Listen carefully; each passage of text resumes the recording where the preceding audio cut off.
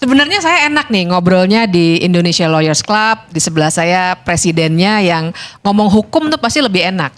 Karena gini, Presiden Jokowi dengan memprint kertas karton itu, pasal 29 alat peraga ya, itu sebenarnya misleading. Orang-orang hukum pasti ngerti, tapi izinkan saya menerangkannya untuk publik supaya tidak ada yang terkecoh. Kan kita semua yang belajar hukum akan paham bahwa membaca undang-undang itu tidak bisa hanya satu pasal, apalagi satu ayat. Jadi kalau kita baca pasal 299 itu kan, kita harus baca ada ayat 2 dan 3-nya. Kalau pasal 299 ayat 1 memang bunyinya persis seperti yang Pak Jokowi print itu. Presiden mempunyai hak untuk melakukan kampanye. Tapi kemudian ada ayat 2 dan ayat 3. Kemudian ada pasal, saya sampai bawa contekan nih supaya nggak salah. Ada pasal 301-nya yang juga bilang bahwa bisa kita lihat logika hukumnya bahwa pasal 301 itu bilang bahwa hak presiden untuk berkampanye itu sebenarnya adalah ketika dia mencalonkan diri lagi alias petahana seperti Jokowi 2019, seperti SBY 2009. Itu satu. Kemudian yang kedua, jadi syaratnya itu sebenarnya itu, kalau dia petahana. Yang kedua adalah kalau dia berkampanye untuk partai politiknya. Dari mana saya lihat ini, kita juga harus lihat bab 7 itu, jadi kan sekali lagi ya baca undang-undang itu kan, kita harus baca istilahnya itu grouping dan orderingnya, penata urutan dan pengelompokannya. Kita harus lihat bahwa kalau tadi Bang Kodari bilang dasarnya itu pasal 299, sebenarnya keliru. Karena kalau kita baca bab soal kampanye pemilu itu ada bagian satunya itu umum, bagian kedua materi kampanye dan seterusnya. Bagian ke-8 itu memang kampanye oleh presiden, wakil presiden dan pejabat negara lainnya. Nah, jadi konstruksinya adalah pasal 299 itu memang untuk memberikan ruang bagi presiden yang petahana. Yang kedua, kalau dia dari sebuah partai politik dan dia mau membela partai politiknya, Pak SBY juga dulu pernah begitu. Kemudian yang suka dikutip-kutip itu kan, misalnya kalau di luar negeri Obama dengan Hillary Clinton, nggak nyalon lagi Obama tapi dia mendukung Hillary Clinton. Boleh nggak? Boleh, karena mereka separpol. Pertanyaannya adalah Pak Jokowi separpol nggak dengan Prabowo ataupun Gibran? Jawabannya jelas tidak. Resminya Pak Jokowi adalah PDIP. Kalau dia kampanye untuk Pak Ganjar, apakah ada aturan dalam undang-undang ini mengatakan harus separpol? Ada. Mana? Ada pasal 269, kemudian harus dibaca bareng dengan 268. Jadi kategorinya itu ada pelaksana kampanye, ada peserta kampanye. 269 itu pelaksana kampanyenya, pelaksanaan kampanye Pilpres, pengurus parpol. Oke, kemudian yang ketiga adalah apabila presiden adalah tim kampanye resmi dari seorang atau ya paslon begitu ya. Itu boleh juga. Nah, jadi dengan parameter itu baru dia bisa mengajukan cuti seperti yang disyaratkan oleh nggak pasal 281. Ada dong berarti di situ kelihatan harus satu partai. Iya, baca undang-undang kan tidak bisa letterlock, Bang. Makanya kalau orang hukum itu kuliahnya 4 tahun. Kalau ada kalimatnya, bagaimana Anda bisa mengatakan bahwa aturannya begitu? Itu namanya ngarang sendiri. Oh, bukan ngarang. Kalau kuliah hukum tuh kita kuliah 4 tahun. Ada mata kuliah yang namanya penalaran hukum. Nah, di situ bisa kalau kita baca ditulis, secara rinci. Bagaimana mengatakan bahwa itu diatur? Tertulis, Bang. Baca pasal 269, baca penata urutannya dari bab 7 soal kampanye pemilu bagian 1 sampai 8. Kita bisa saya kuliahnya 4 tahun tambah S2 tambah S3 nih. Jadi memang nggak bisa hanya baca teksnya saja.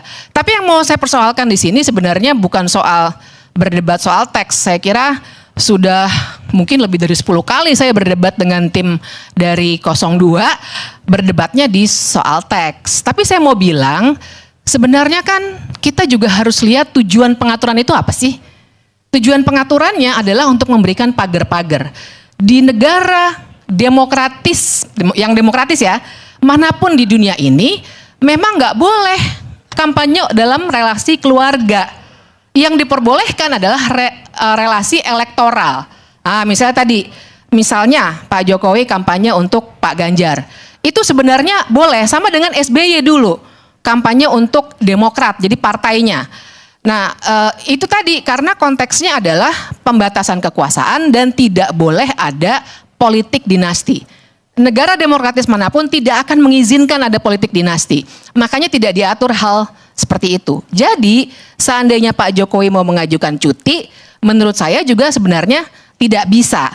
Tapi pun kalau mau cuti nih, katakanlah kita berdebat lagi nih soal teks pasal, karena biasanya saya diajak berdebatnya di situ Bang Karni. Teks satu kata per kata, katakanlah kita mau berdebat lagi, terus oke, cuti. Tetap saja kita akan punya pertanyaan-pertanyaan yang sifatnya sangat mendasar soal fasilitas apa yang memang benar bisa dipisahkan dari seorang presiden. Karena dalam hukum tata negara yang harus kita lihat adalah jabatan, bukan diri seseorang. Jadi ada hal-hal fasilitas, anggaran, termasuk pengaruh dan kewenangan yang melekat pada jabatan seorang presiden.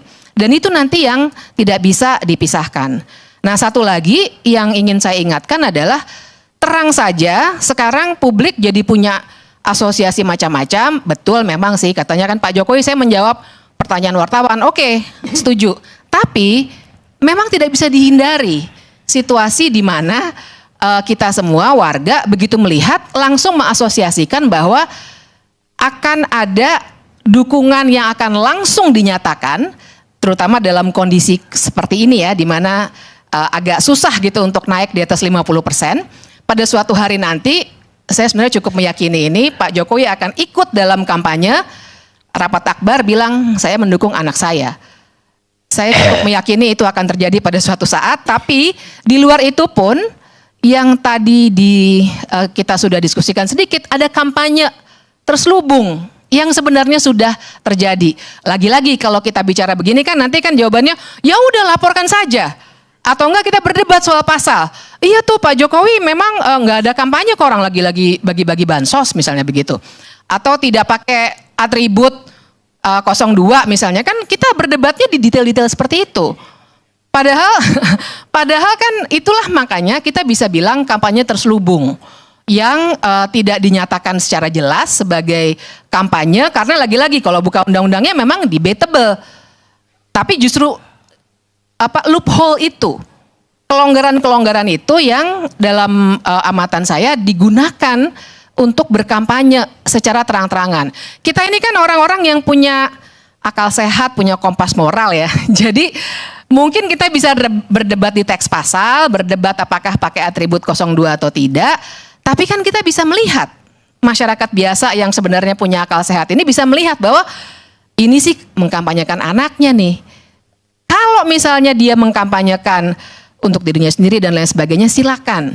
Yang jadi soal adalah kita dikasih situasi yang memang secara hukum sudah bisa dipertanyakan dari awal kan, bahwa Gibran bisa maju kan juga karena pamannya membuatkan putusan nomor 90. Dan ini bukan kata saya, ini kata Majelis Kehormatan MK yang bilang bahwa memang sudah terjadi tuh pembengkokan hukum secara disengaja. Pamannya bahkan sudah tidak lagi menjadi ketua MK dan sekarang lagi melawan di PT UN. Nah, jadi situasi itu yang sebenarnya dari awalnya kita sudah melihat pembengkokan hukum luar biasa. Jadi tak terhindarkan. Ketika sekarang Pak Jokowi yang dibawa-bawa adalah hukum, begitu ya. Lagi-lagi hukum lagi, yang satu MK, yang saat ini teks Undang-Undang 7 2017.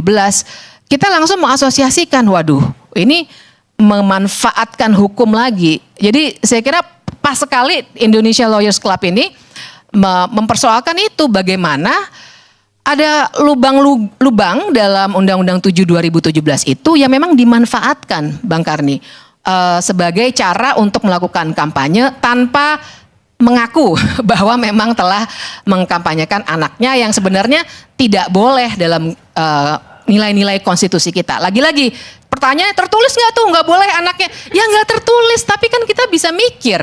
Ada constitutional values yang ukurannya adalah kompas moral kita itu tadi. Kalau cari yang tertulis terus ya kita akan bikin 1000 undang-undang mungkin dalam 1 tahun untuk mencegah segala perilaku politik yang memang sebenarnya tidak etis. Gitu Bang Karni.